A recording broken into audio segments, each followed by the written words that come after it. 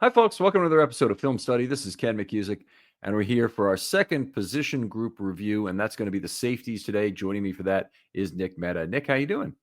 Ken, doing great. I actually think this is maybe the most fascinating position group of the Ravens this season, maybe outside of the offensive line. Yeah, lots of change and incredibly just a light switch turnaround for this team after 10 weeks of hard play, which we'll get through it. But big performance issues, some lack of buy-in, communication breakdowns, out of position play, outbursts from Williams and Jackson over those first 10 weeks that led to benching and cutting, respectively, of those players. Yeah, I think the difficulties from the veterans was particularly surprising. I think, Jackson certainly on the back end of his career, but had always been reliable in coverage and, came to the Ravens for such a low salary for obvious reasons. He was older. His play had started to slip in recent years, but it was a little surprising to see it crater in such a spectacular fashion. And then when the defense still didn't pick up, you see that the issues were very present with Marcus Williams as well. And so it does make me wonder just a tiny bit if how much of it was Jackson versus Williams versus you just can't have either of them on the field, which is what the Ravens ultimately decided on. But of course, like you said, the turnaround, Ar'Darius Washington and Kyle Hamilton, such a fantastic closeout to the season. Yeah, one of the things that you kind of hit on in the cost thing is the cost was cheap, but the opportunity cost of having really four safeties on the roster they couldn't depend on. And in different ways. Williams and Jackson, they couldn't depend on to do anything. Neither of them play special teams. Actually, Jackson played some special teams to start the year, but neither of them were big special teams contributors. And Williams didn't play it at all. And neither of them played well in the back end, which we're going to get into in some detail when we talk about them individually. But then Kane and Braid were not solutions for the back end, which is another problem. So those guys were brought in really more as special teams players and to fill the fact that, say, Marcus Williams doesn't play special teams. You wouldn't expect your starting free safety to do that, but there's big opportunity cost in each of these four players being on your 53-man roster that you don't have guys who can legitimately play the back end. Yeah, and I think opportunity cost is a good way to describe, especially using, seventh round undrafted free agent, priority signing. Those aren't a ton of resources to spend in the offseason, but then you do have to be willing to kind of part with one if you have to. I'm not sure that Braid or Kane, certainly, I don't think both make active rosters on waivers at the beginning of the regular season. I think you could have got one of them on the practice squad and then let kind of the natural course of the season dictate, okay, I can elevate them. Maybe there's an injury, someone goes on IR, I can sign them. A lot of options there. In terms of safety, I think it was talked about. I think this is something you mentioned in the fall as well, or during the summer, was going with the cheap option Eddie Jackson over trying to figure out a way to get Justin Simmons in the door. And I think that Simmons would have really been the guy that they could play pretty well in Atlanta this year. Maybe not quite up to his previous career standards, but that could have been the guy that pairs with Washington as deep safety and really enables Hamilton to stay in that versatile role. Right. I was definitely not particularly happy with the Jackson signing. There's lots of pods about it out there. One of the problems is the yards per target metric, which is very central to any coverage player. He'd been terrible at for a 4-year period, a 10.0 yards per target over a 4-year period. He was worse, as it turned out, this year. I thought there was a chance that coming into a more specified half-field role as opposed to a full-time free safety in Chicago, he could excel in that. Not the case at all, obviously. And maybe we don't belabor that, but I will say the solution to this problem created a more hidden problem for the Ravens. So they moved Hamilton and Washington the back end, and that worked out great. You did actually lose some value in I think, Hamilton's impact on the game. We'll get into that. But those two guys did a great job down the stretch, totally turned around the Ravens defense as a whole. But it did come with a significant cost, and that was that they really didn't have enough players. Now I'm talking about enough total players in the secondary to give a replacement option for Brandon Stephens. And they had to stick with him pretty much for the whole year. If Hamilton's at nickel, you got a chance to play Wiggins and Humphrey on the outside that you're doing. So there might have been options otherwise, but there was not an option once they moved Hamilton to the back end. Yeah, I think, and I think we'll talk about what the Ravens should do at this position in the offseason later, but I think this approach going into the season was very much based on Williams recovering from last year's injury and returning to the player that he looked like he could be in Baltimore when he first signed. And when that falls away, and then you're back, and then your Jackson just is nothing close to what you paid for or to what you expected relative to his career. At that point, they had to scramble. It really was like 10 weeks in, completely changing the back end of your defense is I would say not super common, but it was the right move. And I give credit to Zach Orr for being willing to make that move. It reminds me a little bit of Monken with the offensive line. He really wants to go 5 in pass protection, but he's made the adjustments over the last 2 years to add more help. Or would really love to have Hamilton down to the line of scrimmage, playing the slot, playing dime, but he made the adjustments that he had to over the course of the season. Yeah, he did. I think there have been some questions asked. And we have a lot of good comments that were made out today on Twitter that I want to kind of attach into this. But did Orr really make those changes quickly enough to wait 10 weeks for a team that had been a Triple Crown defense a year ago to just completely unravel for 10 weeks? And obviously they had a game each, I believe, with Williams back and Jackson out and Williams gone. And Jackson by himself on the back end cost them that Cleveland game with 3 touchdowns allowed, 2 on coverage and 1 on a missed tackle. And Williams obviously himself did so little in coverage this year. Was it reasonable for Orr to wait as long as he did to make these changes? I think so, because what I look at is the amount of turnover that the Ravens dealt with this offseason on the defensive side of the ball and the coaching staff, especially losing a secondary coach. I'm blanking on his name. I think Denard Wilson to the Titans to be their defensive coordinator, and they quickly became one of the best passing defenses in the league under his tutelage. I think that's a huge statement about the value that he that Wilson brought to the Ravens when he was their secondary coach. And so losing him this offseason, I think, really set the secondary back.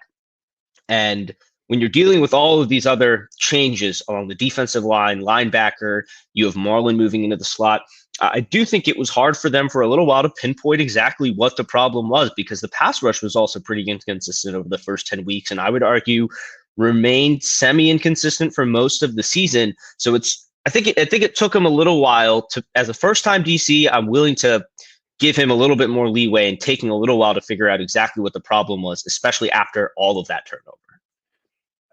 It's a fair point, and we have 1200 Keem. Appreciate your comment out there, and we're using this as hashtag film study. Like they says, this is my problem with John. I guess he's blaming Harbaugh. Why not hire the guy who went to the Titans? He's talking about Daryl Worley. I honestly don't understand. Actually, that's he's actually talking about Denard Wilson. That's what I was just talking about. Yeah. Went to scheme. All of our players played worse under Zach. You see how long it takes him to adjust. Remember when Mike would adjust after the first drive. By the way, I think that's something that comes with time at the defensive coordinator job, is you get better at making adjustments more quickly. So if you want everybody to be Steve Spagnuolo out of the gate, you're probably not going to be satisfied with any defensive coordinator. Mike Macdonald was exceptionally good. He's also had a terrific internship and management training program effectively by going to Michigan for a year to be their DC. So I don't think it's fair to judge Orr in that same way. I think, it seems like the Orr-Pease relationship is a good one. They're planning apparently to keep Dean Pease for next year as a consultant. I think that's a good plan. The Ravens been very fortunate. We've gotten so spoiled on defensive coordinators. You look at the offensive coordinators, a bunch of crap in that group. The defensive coordinators, they really never had a bad one. Exactly. And I think, Macdonald had to take his lumps in 2022, his first year as coordinator. Some of those leads that they gave up, he earned plenty of criticism for them. People were saying these same exact things about Orr this year. So I think it's like you said, I think Macdonald had more experience and a bit of a leg up in the coaching management realm, was dealing with, I would say, just a more experienced, proven, this is not to insult anyone on the Curse staff, but I think he was dealing with a better staff, a more experienced staff. And so I think Orr stepped into a tougher job, I think, than people realize this year. And I think the adjustments that he made are probably the thing I remember more about this defense than the past struggles to start the season. The fact that he was able to isolate the problem, and look, they had a 5'7" free safety playing lights out for most of the back end of the season. And I think that is also a testament to or being willing to take a chance on a guy that, has struggled with injuries and no other team has really wanted to touch while he's been in the NFL. And Ar'Darius Washington, of course, we're talking about. Yeah, I don't disagree with that at all, and I think it was kind of a brave move to put Ar'Darius out of there. It was born, the Herb Brooks thing, great moments are born of great opportunity kind of thing. Well, great opportunity is sometimes born of great desperation, and the Ravens certainly were in that point there with Ar'Darius Washington, and they didn't have another option. I guess they could have moved Humphrey to the back end, but they really didn't have another option that made sense. Yeah, and Humphrey did play at least line up at safety on some looks late in the season that I quite liked in the passing defense, which is, I think, got people talking. Maybe he could be a safety later in his career. Potentially, I don't think that's happening anytime soon with how he played this year. I think it will happen suddenly when it happens. He'll lose a step at corner. They won't have as much use for him on the slot, and then he'll move to safety. And I think he'll be a great safety now, based on the ball skills we saw, the move to off man.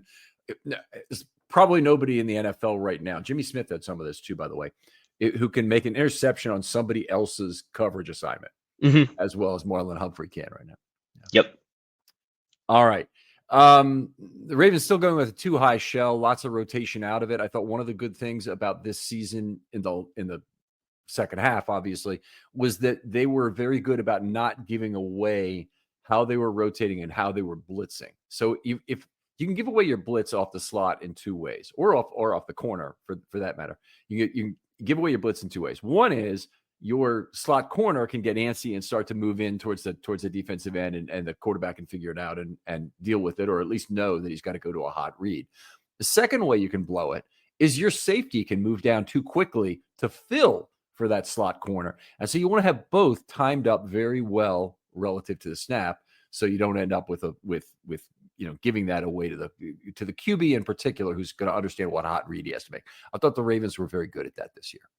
Yeah, so, I felt like, yes, I felt like the disguise coverages and the rotations improved a lot as the year went on.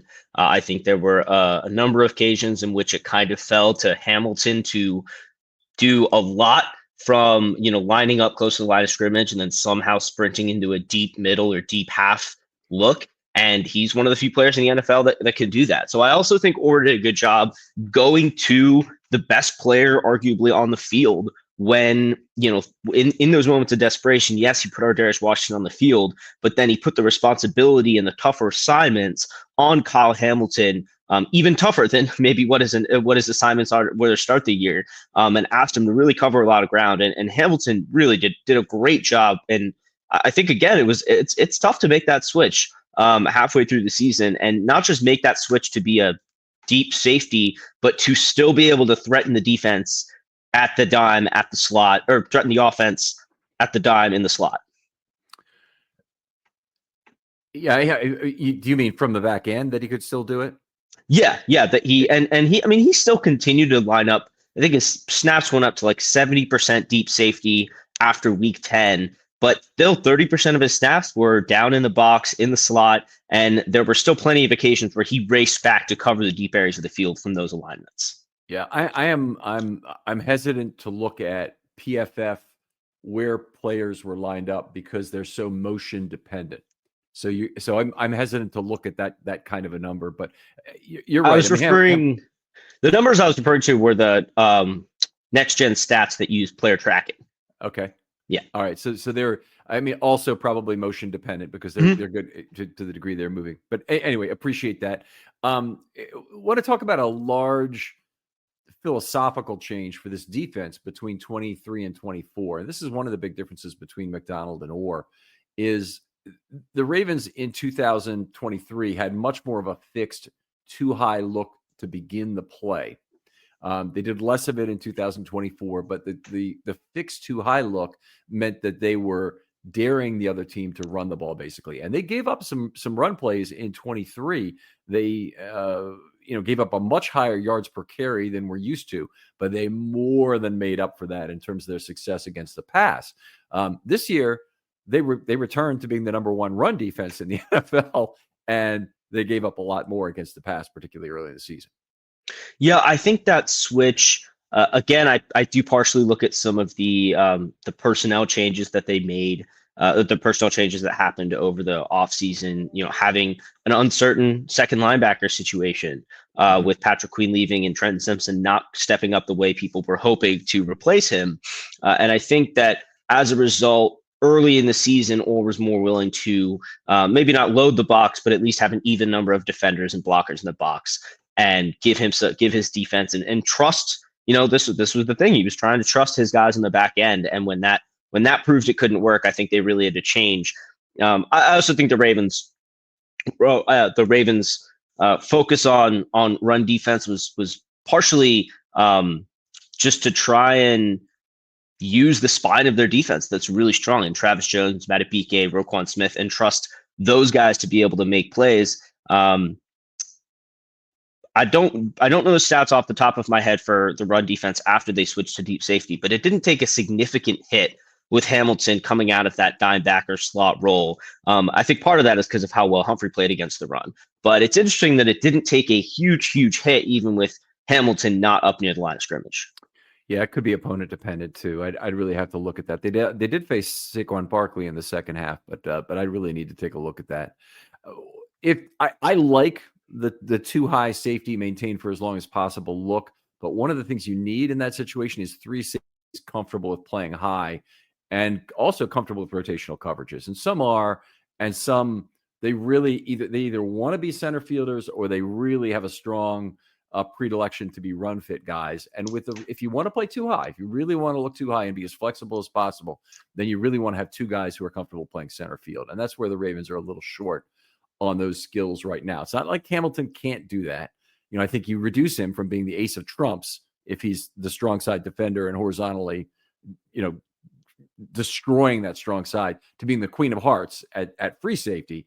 But he's still a good card relative to the two of clubs you're discarding, to make that change. Right. And that's, again, going into the offseason, that's kind of what they're looking at. It's what they'd like to do. But I think the, necessity, like we talked about earlier, the necessity, the desperation means if you have to sacrifice the ace of trump for the queen of hearts in the middle of the season, you do that every time. It's in the offseason where you try and get Hamilton back to that ace of trump role. What I'm curious about your perspective on is if you see Ardarius as the kind of guy who can be one of those three safeties that you talked about, because he certainly did have a very good closeout to the year, both in coverage and in run support. It would seem like he is a solid guy for the Ravens moving forward. I know we'll talk about him in more detail in a little bit. Yeah, and that is a big question. I think the Ravens lack quality tackling right now on the back end. It's really the only place on the team where they don't really have it nailed down. They have very good tackling front six. They don't have guys on the back end who are exceptional tacklers, and particularly that shows up at safety. Other teams, like I would say, it is the unheralded strength of the Pittsburgh Steelers defense, and all their, Cam Hayward and their three guys who can rush the passer, and sometimes even Patrick Queen get credit for being good players on that defense. Deshaun Elliott is the star of that defense. I mean, he's incredible years of tackler. He's effectively Patrick Queen's missed tackle cleanup guy. Mm-hmm. The Ravens need someone like that. And as much as Washington is a nose into the play guy, has no fear of larger men, which is good because there only are larger men in the NFL. But has no fear that it's he's still not a very good tackler. He's still towards the bottom of the NFL in terms of his tackling ability, and that's potentially an issue. Long term, I would say he probably can help the Ravens more at slot corner, but he's certainly he was so good from the coverage standpoint in 2024 on the back end that it's very hard to have anything negative to say. But I do think it comes into the question of his contract, which we'll get to a little later. Yeah, and then the other two on the roster, Kane and Brady, or Braid, I'm sure that you agree with me on this, that they just don't present as those guys. They are downhill, run fit safeties. There's certainly room for development, but going into next season, those neither of those guys are should be factoring into the full time defensive safety conversation. Yeah, they were drafted as special teams players. Honestly, actually, Braid wasn't drafted at all, but Kane was drafted as a special teams ace, 7th round guy, and I guess that's okay. I'll point to the opportunity cost again. You got to be ruthless and willing to cut a player like either Kane or Braid, despite the fact you drafted him. If you find anybody with free safety characteristics, whether they be undrafted, whether they be a guy you bring in as a cheap vet guy, whatever it might be. Yeah, 100%, because I think at that point they were banking on Eddie Jackson being able to do the trick after signing him during training camp, and that was a fairly big risk that obviously didn't pay off. If they're fortunate in 23, also, I think to have 4 guys who really fit the back end role, and that's unusual. You have that on a team, so you can't expect them to have it every team, but every time. But on the other hand, if you're going to play this really dominant safety led defense that I think the Ravens would be ideally playing, because the other thing it does is minimizes the negative impact of your weak side linebacker to have a great dime back. Most important plays, he's off the field. You have Hamilton, and instead, if you can have him there, or another good dime back. And that's kind of been the Ravens' way for their entire history. It's been Ray Lewis and another guy at inside linebacker, and the other guy is usually a platoon role, where you have multiple skill sets you're working at. But anyway, getting back to 23, 4 guys: Worley, Hamilton, Williams, and Stone, all met the standard of what they needed. And even though Stone's gone on to not good things, Williams had a terrible 2024, and Worley didn't have a good year in Tennessee in about 400 snaps. All those guys met the standard for working within the McDonald scheme, which is kind of another reason why you think like an Eddie Jackson-esque signing isn't doomed to fail. Yeah, I think there was a lot of optimism in the building when they signed Eddie Jackson. I remember I think it was his first practice. He had a pick six or something like that. And Yeah. obviously that's training camp. That's nothing that's going to be super indicative of the season, but it is reasonable to see why they thought that would work out better. And then once you're in the season, the roster moves just become tougher with practice squads and not wanting to necessarily risk a guy on waivers, especially a guy like Cade, who did show out, I felt like, on special teams to start the year. I thought he looked very, very good on special teams to start the year. And so you wonder if you waive him. He's got 3 years left on a 7th-round pick deal. A team that just wants to grab a developmental special team safety, and they're not. I think about the Titans just as a random example. Might look to grab a guy like that. Same thing with Brady with 2 years left with a 3-year undrafted contract, and say, hey, we can get a special teams guy for cheap and see if we can develop him. So I understand some of the concern with making that move as well. Fine. If this player has more value to another team than the Ravens, then it's one team's trash is another team's treasure, and that could be the Chargers or the Titans or some other team that doesn't have a fairly well developed back end. But that opportunity cost, I was particularly bothered by it, and it became a larger opportunity cost as the Ravens made sacrifices themselves to have more special teams players on the active game day roster. So they'd activate Kane, Braid, or both, and that would mean in a number of games that they went with 4 defensive linemen, and that's just a ridiculous choice. I mean, that's just it's so risky. It is. It's not the proper risk-adjusted return that they got on that move, whether it worked out or not in any individual games. It is not the proper risk-adjusted return when you have the kick it in the end zone option. Yeah, and I don't want to get too sidetracked on special teams, but the one thing I will add is the new kickoff rule and a punter that at this point the Ravens seem to feel pretty good about. It's one of those things where, especially as Jackson gets more and more expensive, the roster spots and the money can't continue to go towards quite so many special teams only players, unless you want to punt on the kicker and punter position, which the Ravens are never going to do. So at some point you kind of have to choose and say, look, we have the talent at kicker and punter. I know Tucker had a down year, but that has nothing to do with touchbacks.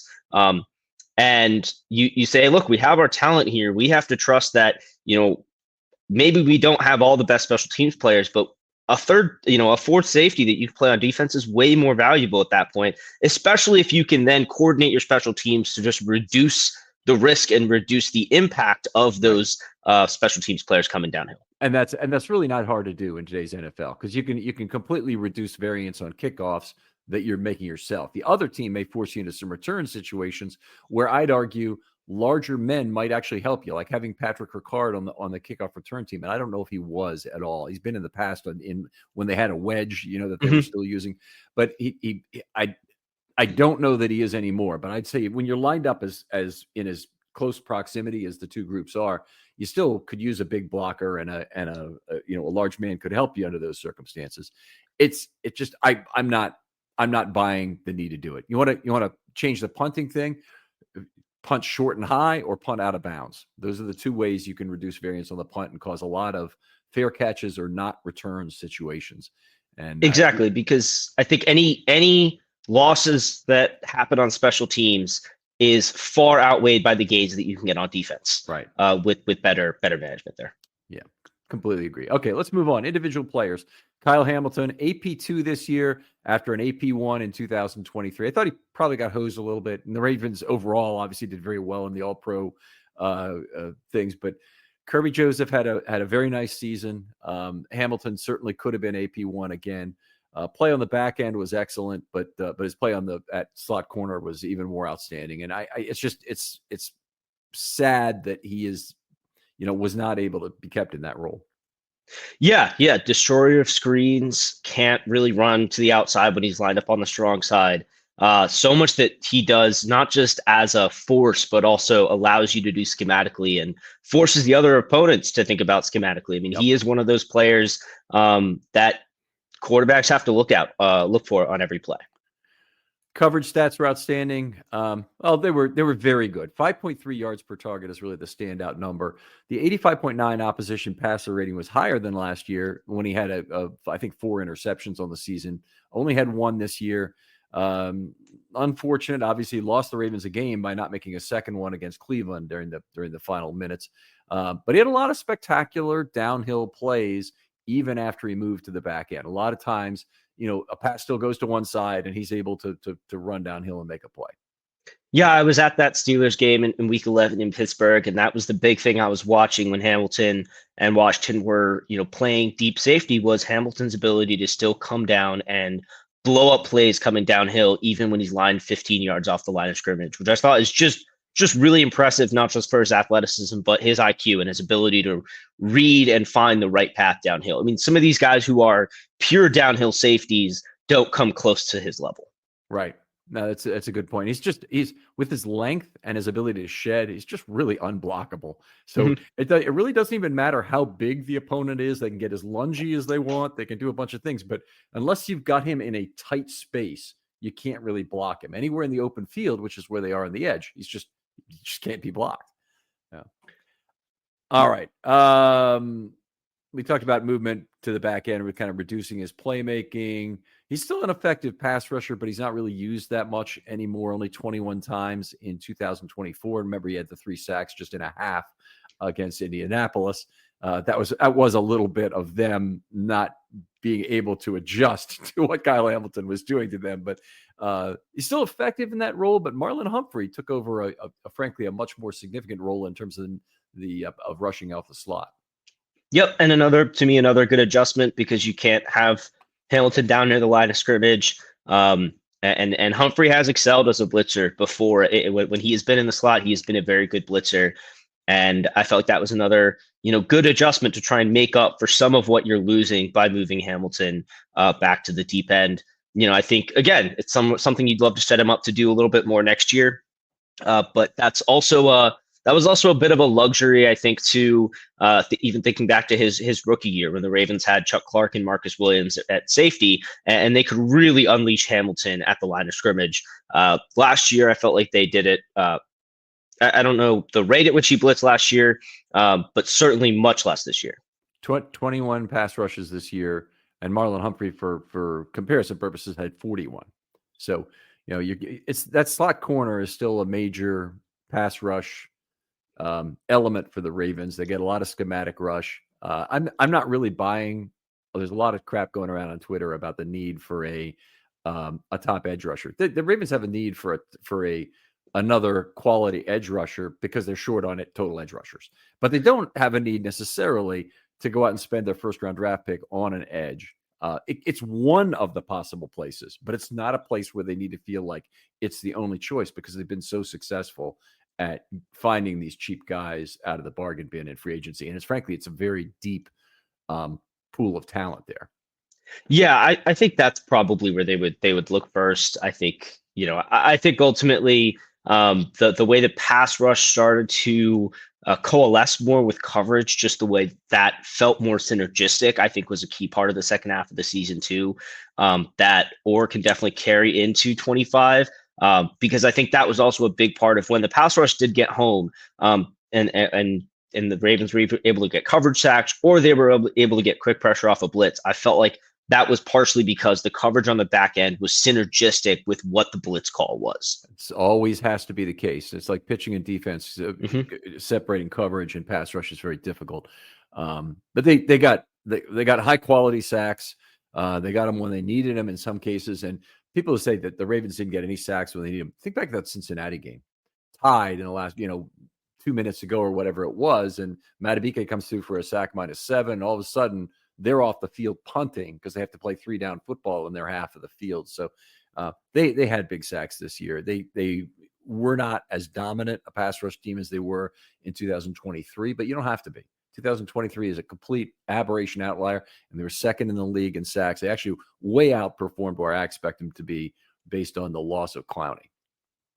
Yes, yeah, and I think that again, not to focus too much on the pass rush here, but I think that circling back to what we were saying about Hamilton and Humphrey, I felt like that was again a lever that Orr started to pull a little bit more as the season went on. When he realized, okay, sometimes I feel like they had a really low blitz rate to start the season. I felt like he started to ramp it up, a little bit more. Some people look at that and say, well, you're losing resource and coverage, but when you're speeding up the quarterback, that's arguably just as valuable as having an extra player out there.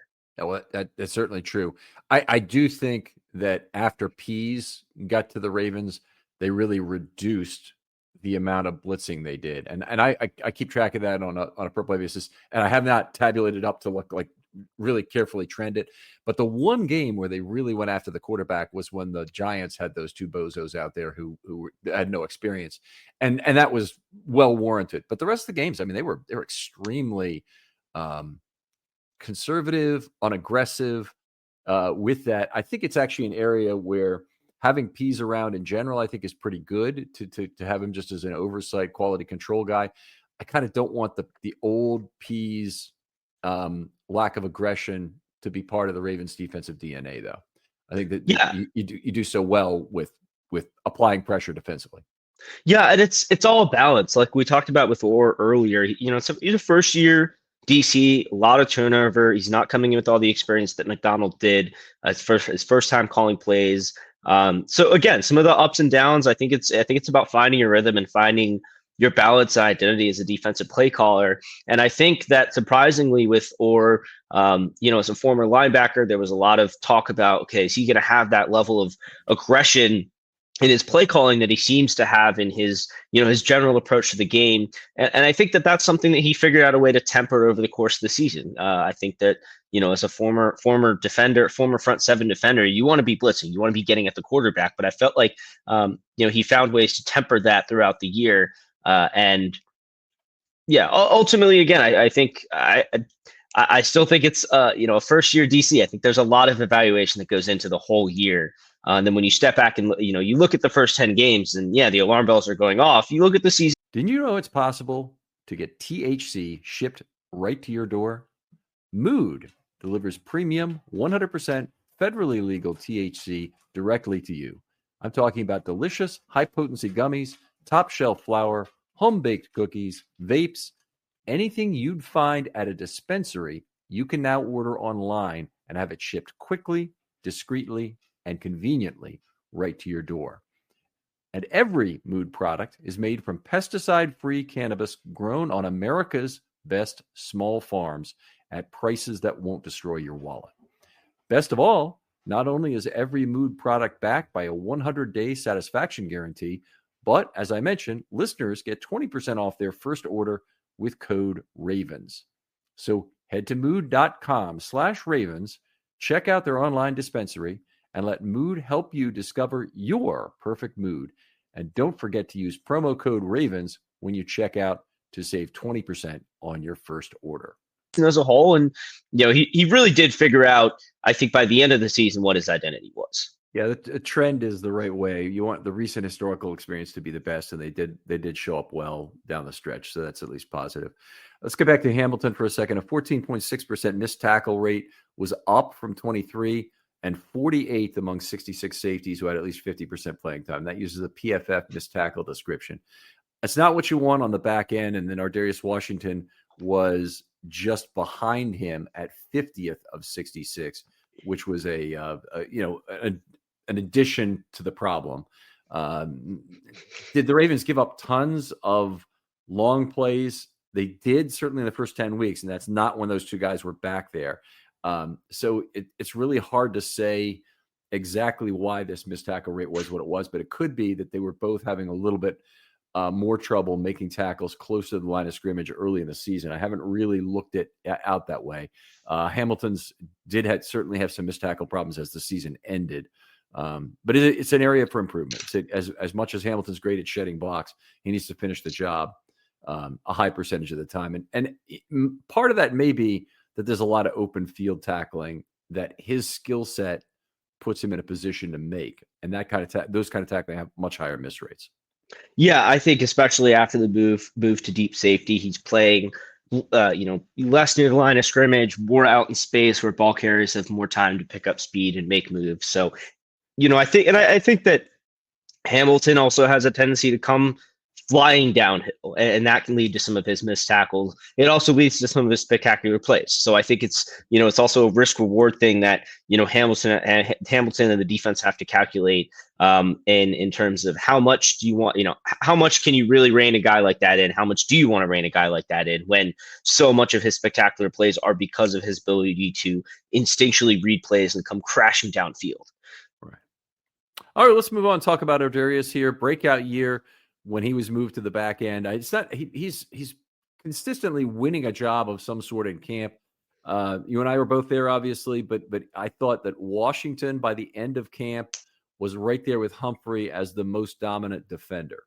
A guy who just showed instincts, played on the back end a fair amount as camp was winding down, and really looked the part. Agreed. And I think we talked about did Orr wait too long. I think the surprise for me was that he didn't at least try to go to Washington in some capacity a little bit earlier and, see how he would fit next to Williams and Jackson. He only had one game next to them apiece before week 10. And then obviously the big switch was made. I think the thing with Washington for me is, and we've talked about it, is it's just really impressive for a guy his size to be able to make some of the plays that he did over the course of the season. I think that speaks tremendously to what has been a big part of his identity since coming to Baltimore, which is his his effort and his motor. And I think those are real things that the Ravens leaned into with him down the stretch.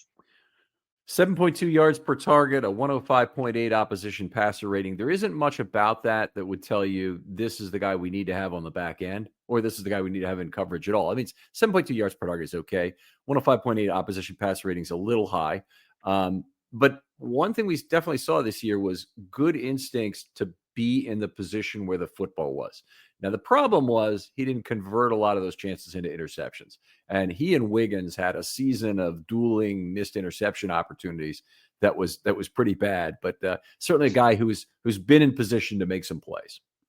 Yeah, and again, the size factor comes into it there where, those plays just get a little bit harder when he's trying to fight off a 6 foot 5'10" receiver who's got 3 inches on him for some of those contested balls. So I think that's an area where, obviously the wide open ones, you hope for some positive regression, but I'm not expecting him to necessarily come away with a ton of those interception opportunities moving forward. I think still the, pass breakups and the ability to get the ball on the ground at least will be there. But I do think that, there is a uphill climb that he faces when he's trying to make some of those plays. That's not going to go away. Let me put this in terms that I use in the expectation series. what would a great season for Ardarius Washington look like in 2025, presuming that he stays in a deep safety role? I don't want to call him a free safety or a split field safety. He's got elements of both. But what would be a great season, 80th percentile of what you would hope for number of interceptions? Yeah, I mean, I think interceptions, it's also like, there can be a little bit tough to quantify like that. I would say even just getting to 4, given the number of times he had 2 this year. And I think getting to 4 would be him converting 2 of those easier opportunities without expecting him to do too much in terms of contested interceptions. I think that's a reasonable expectation because I think that's probably what he should have had based on his opportunity set this year. That's probably about right. And I'm right there with you. 4 interceptions is what I'd want to see at the 80 percentile mark. Could even be higher. I wouldn't shock me if he all of a sudden became Geno Stone and had a 6 interception year, but 4 would be an 80th percentile number. One thing I like about Washington is the fearlessness in coverage. He does not seem to fear size in any way. I know I talked about it earlier, but big tight ends, he's covering a lot of the time as a safety there and still doing a good job with it. And not afraid to tackle them and not afraid to go up in coverage and try and high point them. Yeah, like I said, a trademark of his play, even dating back to TCU, I think one of the real reasons the Ravens were excited about him as an undrafted free agent, offered him a pretty sizable undrafted rookie contract. I believe a lot of people were surprised that he went undrafted because of his ability to play above his size, physically and also I think an aspect of his game that's grown is, the mental ability to put himself in a better position to make the play despite his size, where he's not, diving at ankles too often. He's not he's not boxed out at the catch point too often. He does a very good job of putting himself in the position to make the plays. Yeah. All right. Now, market value for him is going to be a big consideration this offseason because he's now played his 3rd season, even though he's been in the round for 4 years. He's got 3 accrued seasons of performance or of what I want to say, service. So he could be extended early right now. There's an RFA tender that's right around $5 million that the Ravens would have to pay to stick a 2nd-round tag on him, which they probably would do, as opposed to, another option with Ardarius, and this is to use a non-round tender where they just have the right to match the offer. Yeah, this is an interesting one. That right of first refusal tender is just over $3 million. His market's kind of tough to assess for a couple of reasons. One, a lot of those preconceptions about his size that were in scouting departments around the NFL when he went undrafted, a lot of those are still going to be around. Especially because he played very well, but that was 10 starts that he had to close out the season. It wasn't like he was starting the whole season, and he only played in, I believe, 8 games in his first 3 seasons due to injury. So that's going to really, I think, deflate his market level and make it, to me, very unlikely that a team would give up a 2nd-rounder for him to sign him to a deal. 0% chance of that. Yeah, and I think the Ravens frankly, are. If someone were to offer a 2nd-round pick for Ardarius, we would trade him in a heartbeat. Yeah, the Ravens would be very happy with that. But then when I look at his market value, I think this is actually why they go with the low tender. It's actually a very weak middle class safety market. There are a number of players around the league. Cameron Curl in LA for the Rams, Jeremy Chin for the Commanders, Josh Metellus for the Vikings, and Alohi Gilman for the Chargers were 4 that jumped out as me as recent contracts that were signed coming into this year. And those guys had multiple years of full-time starters under their belt. While I didn't compare all their stats to Ardarius, the fact that they had multiple years at full-time starters does at least tell you that they provided a floor of performance. None of those guys are earning more than, I think, 4.5 or 5 a year. So with Washington's with the scouting conceptions and the injury history, I actually think the low round tender is going to be their ultimate path. Now, or would be the smartest path in terms of an RFA tender.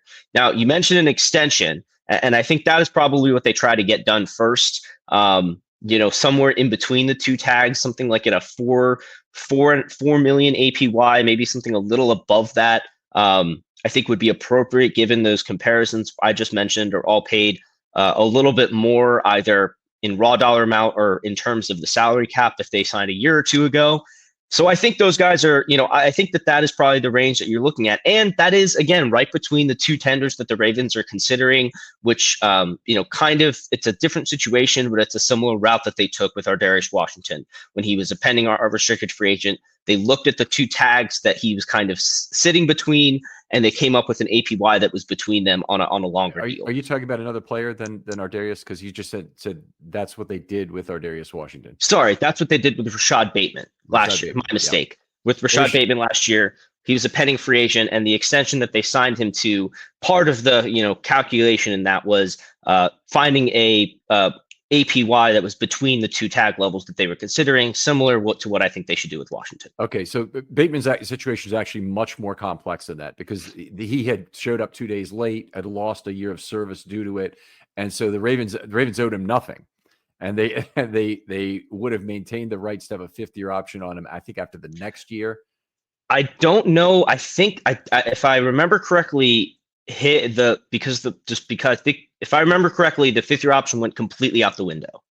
Okay, they couldn't even kick it down for another year. It went completely out the window. So if they wanted to keep him under contract past 24, which was his fourth season, they would have had to sign him to an extension. Otherwise, they could have hit him with an RFA tag for 24. For 25 or for 24? For 24. He would have been an RFA for 25. 25. Sorry. So he would have been an RFA in 25. You put a second round tender on him, you essentially lock him in for another $5 million. So the Ravens did I honestly think there was divisible benefit on the table there, and we know that Bateman fired his agent over this thing. Mm-hmm. But he has now one of the most valuable contracts in the NFL in terms of performance relative to cap cost. He's one of the few wide receivers you could trade for a number one draft pick.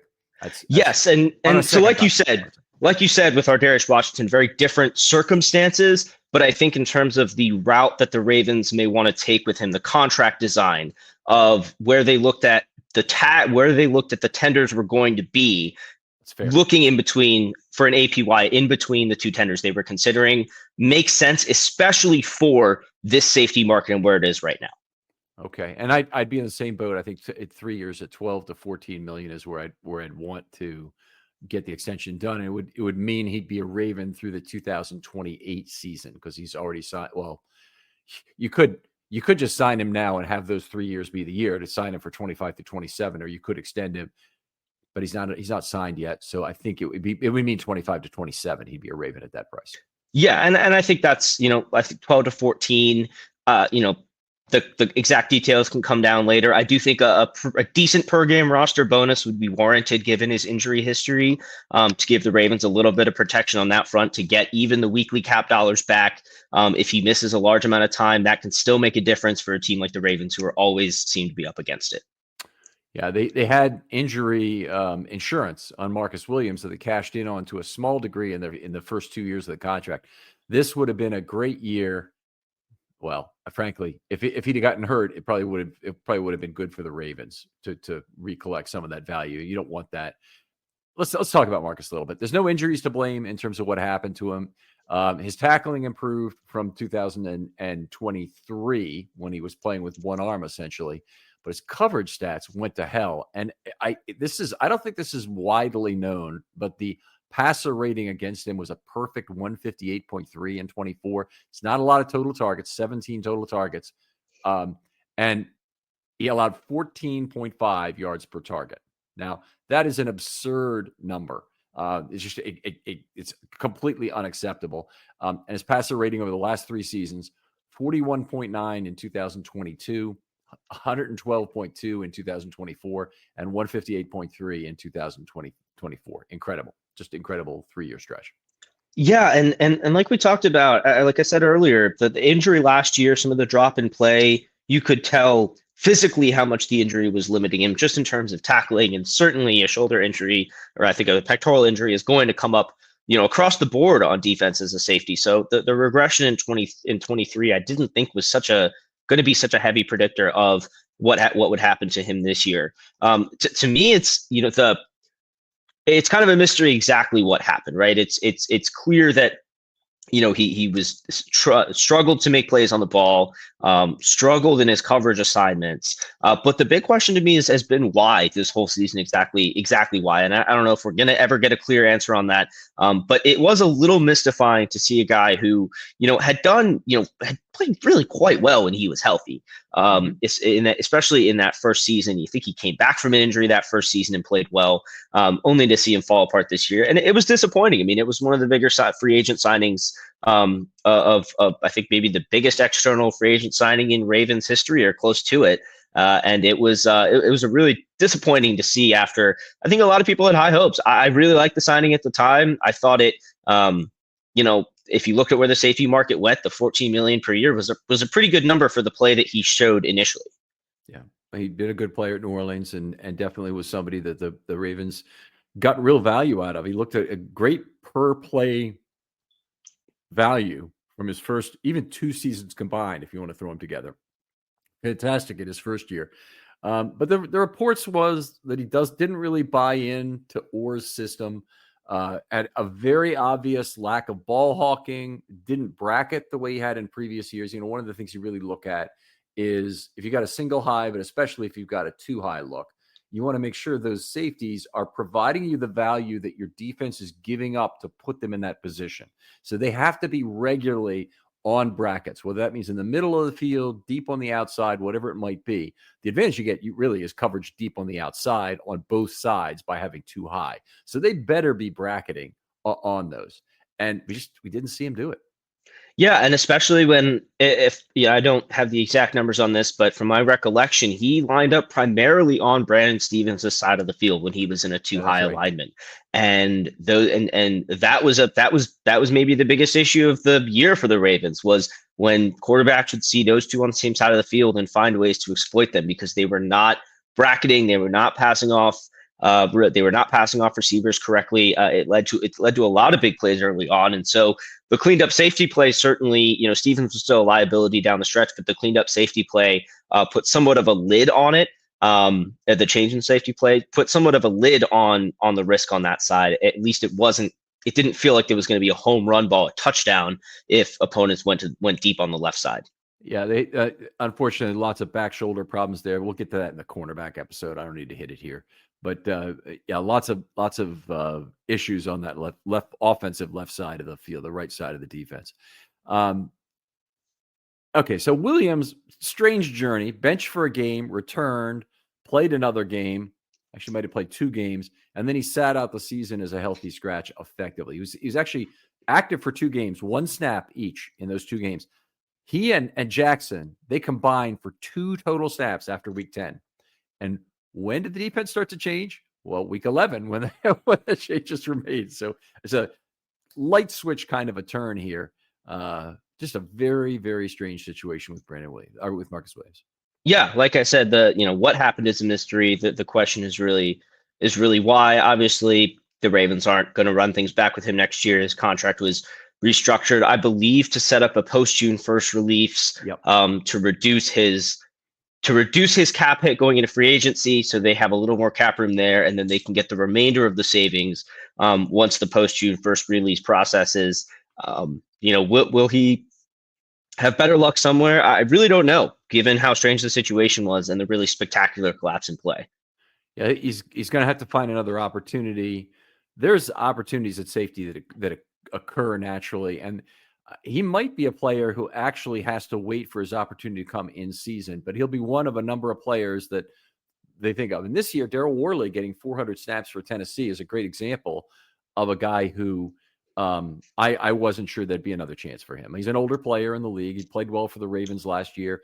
You and I saw him in camp. I thought he looked a step slow this year.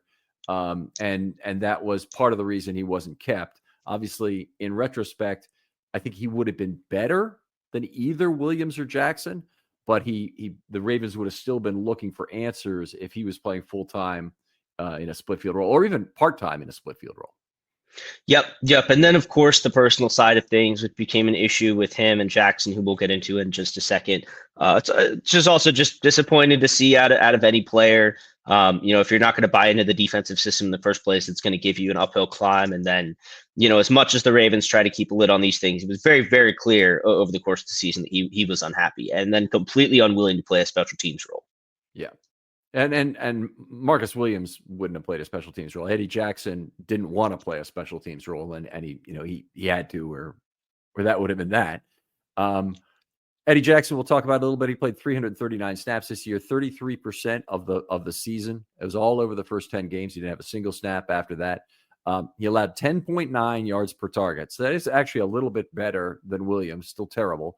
And 144.9 opposition QB rating. That uses the PFF targets, which I think, by the way, tend to understate the number of safety targets relative to linebackers. So it's usually on the L2, L3 throws, the ones that are between the second and third level, the underneath player gets charged with more of those. So it tends to understate the problems the safety is creating for you in those situations. But Jackson, no matter whose targets he used, was absolutely terrible.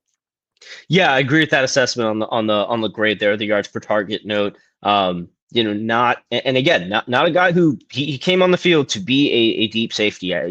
Does not have a history as a strong run defender, does not have a history as a guy who can come down in the slot. And when, I don't want to go so far as say he was coming in as a one-trick pony, but he was coming as a player with a primary skill set and a primary responsibility in this defense and just never was able to hit it. And then he didn't have any other value anywhere else.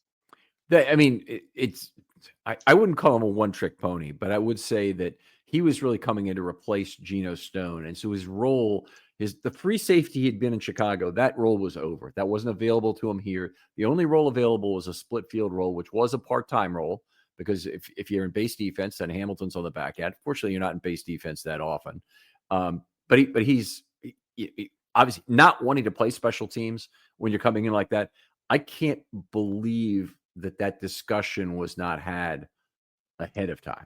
Mm-hmm. But it should have been. Yeah, the sense is you come in for a veteran minimum like that, you're willing to, do what it takes to earn your spot and, set yourself up for maybe a bigger veteran contract the next year. But that was just, that was just a big miss. Perhaps the biggest, most telling statistic: the Ravens allowed 6.1 yards per play overall when Jackson was on the field, and 4.7 when he wasn't. That is a unbelievable difference in yards per play for on and off the field. Yeah, I mean, that would be tied with the Eagles for best in the NFL with Jackson off the field, and worse, 0.7 yards worse, I think, or 0.1 yards worse than the Panthers, who were the worst defense in terms of yards per play last year. That's a good way to analogize that. All right. Let's see. What do we want to talk about otherwise? He's still picked up by the Chargers afterwards, which is incredible. He's kind of like the DeAndre Houston Carson of last year. DeAndre Houston Carson, I think he played one snap for the Ravens or some trivial amount. Might have played a little special teams. But then he got cut, and the Texans picked him up, and he was the starter in the playoff game against the Ravens. Which is just incredible. Yeah, just a crazy position. I mean, the Chargers dealt with multiple injuries in their secondary to end the year, and at a certain point, you don't have anywhere else to turn. And I can understand the thinking being, well, this guy at least knows more about football, more about posing offenses, and hopefully you rely a little bit more on that veteran experience. Obviously, did not help them in the playoffs. What should the Ravens learn from this failed signing? That's tough. I think one of the things is being a little bit more willing to consider the recent history, like you talked about, the yards per target that he averaged over the last couple of years. Recent history, 4 years of 10 yards per target. Yeah. I mean, it's at almost half of his career, honestly. So, I think considering that a little bit more. Again, he came in on a veteran minimum deal. So they, it's not like they went out and paid him the amount of money that Justin Simmons got. Like I said, I would have, was very much hopeful that they were going to actually pony up and do what it would take contract wise to get Simmons, and obviously they weren't willing to do that. I think the solution is really more in how they approach. Or the lesson to me is more how they approach the safety position in the draft. They're not going to go out and spend obviously any kind of money big money on a safety in free agency. But I do think it does speak more to what we've been talking about a number of times with Kane and Braid, and not investing and keeping both of those guys on the roster in favor of just another option at safety who you can actually play on defense. Well, that's where I am as well. And I think they'll look for the free safety traits. It's actually a fairly limited pool every year of guys who really say, yeah, that guy's going to be a good free safety. There were guys who played free safeties last year and who had a number of picks. So one of the guys, and I'm forgetting the name right now, but he had 34 targets on the year and 5 interceptions. But it's like all but one of the other passes thrown in his direction were complete, and he gave up like 13 yards a target for the season. So it was an incredible risk-reward relationship there that didn't seem to make sense. He's, as far as I'm concerned, he's a blacklist for me. I don't want a guy like that. I want a guy who has ball production on the back end. I want a guy who actually makes the quarterback afraid to throw the ball in his general direction. Yep, and I think again we talked about the philosophy of the defense and what they want, and if they want to tease the run the way that they do, then the guys that they have off the line of scrimmage playing on the back end, that has to be their skill set, not coming downhill to help more in the run game. Right. All right. Well, completely agree, obviously, on that, and they need to do a better job of basically attacking the free safety skill set this offseason. Brandon Williams, a few snaps at safety down the stretch. It was interesting to me that he was the first man up, or the next man up, when they had problems where somebody had to leave the field for a few snaps here or there. But that's exactly what happened. He also played some snaps at dime. Now, Stevens is going to go to the open market. I take DaCosta's words a little bit different than everybody else, but he's going to have a chance to test the market. I think the Ravens probably will give him some floor offer, and he doesn't have to publicize that because it might be very low. But he could come back potentially and play dime or safety for the Ravens. He's one of the players that I think would be a possible fit for that role. It'd be a chance better than Jackson because he's a better athlete, frankly. But I think it would be, he's one of the possibilities that would come back in 25. It'd be for almost nothing. So it'd be a 1-year kind of prove it deal. Yes. And I think that is the best way to proceed with Stevens. And I think that I've thought for a while that he actually belongs more on the inside and less out on an island at outside cornerback, a place where he can focus on keeping his eyes more on the quarterback instead of only on the receiver, which obviously was his big issue. But I think he's an option. I think I haven't looked too much into this year's draft class, but I think there are, I could definitely see a day 2 pick on a safety so I don't think there are any first round safety options to the Ravens. I'm not sure there are any first round safeties in this draft, but I think that spending a day 2 pick on one of the better free safety options in the draft, I think is probably the best way to go, because this helps you kind of, help build towards a more long-term solution for this problem. The draft pick the Ravens really missed on was Xavier McKinney in 2020. Your Patrick Queen was a rookie. I think that's 2020. Mm-hmm. He's become a great free safety in this league. And if they had drafted him instead, the dominoes would have fallen as follows. They would have found a way to get by at weak side linebacker with a platoon of players, and it had been okay. It might not have been quite as good as Queen, but they also wouldn't have had to gone through Queen's BS growing problems in terms of tackling and coverage and whatnot. They would have not signed Marcus Williams because it wouldn't have made sense if they had Xavier McKinney on the back end. I can convince myself they would have drafted Hamilton anyway, even though that would have been a lot of resources tied up at safety between those, a couple of first round picks back there. But boy, this defense would look a lot different if it was Xavier McKinney instead of Patrick McQueen in 2020. Agreed. I think, I think Queen was one of the picks that it just felt like they talked themselves into over McKinney. I don't think it would have stopped them from drafting Hamilton the next year. I do think safety was a bigger future need than people thought going into that draft. Certainly something I underestimated going into that draft. They also, from what I understand, had Hamilton on their board as the kind of player that's a no-brainer to take at 14 if he happens to be there, which 100% I agree with. There was never a question in my mind that was the right pick. Yeah. And as they've used him, there wouldn't have been a competition for the position going on. It would just been a total dollars of caps value spent at safety would make Voss's head explode. But otherwise, it's good. Yeah, I think playing that out a little bit. I think McKinney is in the Marcus Williams role. You still have Chuck Clark, and Hamilton probably ends up having a similar rookie year into second year development curve once you move on from Clark, and it's just him and McKinney at safety instead of him and Williams. With you there. So right now, I would project the Ravens, and just looking ahead to 2025 they need two guys who can play the back end.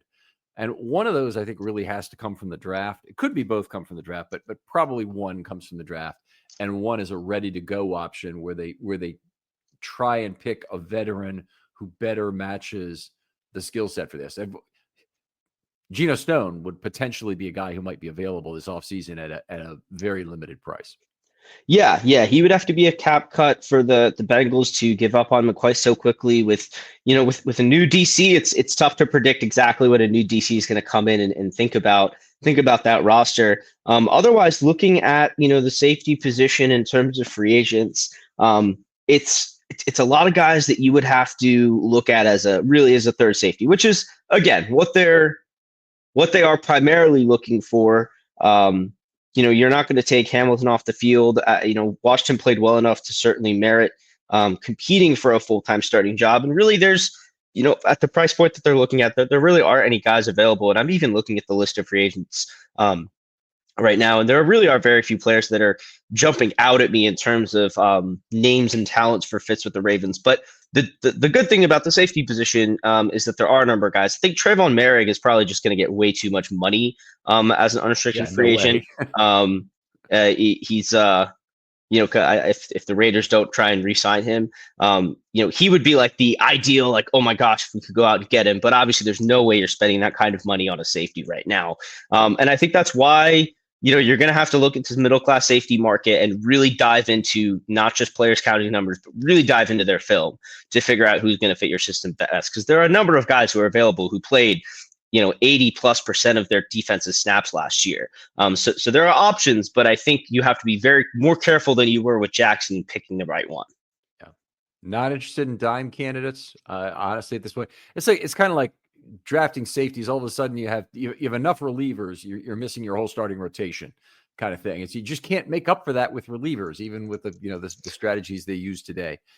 The other thing I'd really encourage for purposes of trying to get the back end spots filled, because it can be so challenging to find free safety traits, is that they really look for the center fielders that have the instincts over speed. So if I'm trying to answer the age-old question of what marginal qualities could I maybe live with, I could live with a safety who has a little bit less speed and has great instincts, and we really have that with Kyle Hamilton right now. Yeah, I think that to me that's a way to go, and that's the route to go in a lot of, not just for safety, but for a number of positions. I think the advantage of instincts comes into play, not just in positioning where speed comes into play, but also in terms of ability to make plays on the ball. And I think that is really, really big time what the Ravens were missing this year from their safety play, was not just the complete lapses in coverage, but also their ability to come and make any kind of positive plays as well. Yeah. Inability. Absolutely. Well, been great talking through this with you, Nick. A long discussion, obviously a little longer than we planned. It always is, and that's okay. The IDL discussion, I think, was even longer, so that's just fine. And it's the first opportunity for us to reflect on this season and look back. But thanks for joining me on this. Tell folks where they can find your work online and talk to you directly. Yeah, you can find my written work at Russell Street Report and Baltimore Beatdown, and you can find me on Twitter at Nick NIK Noseball. All right. Outstanding. Other folks out there, thanks for all your support listening this year. Really appreciate it. As always, like and subscribe if you're listening on YouTube, please, if you'd like more content of this type. As always, any additional person you can tell about the pod is a good word of mouth addition for us. We're not algorithmically based as much as we are word of mouth based.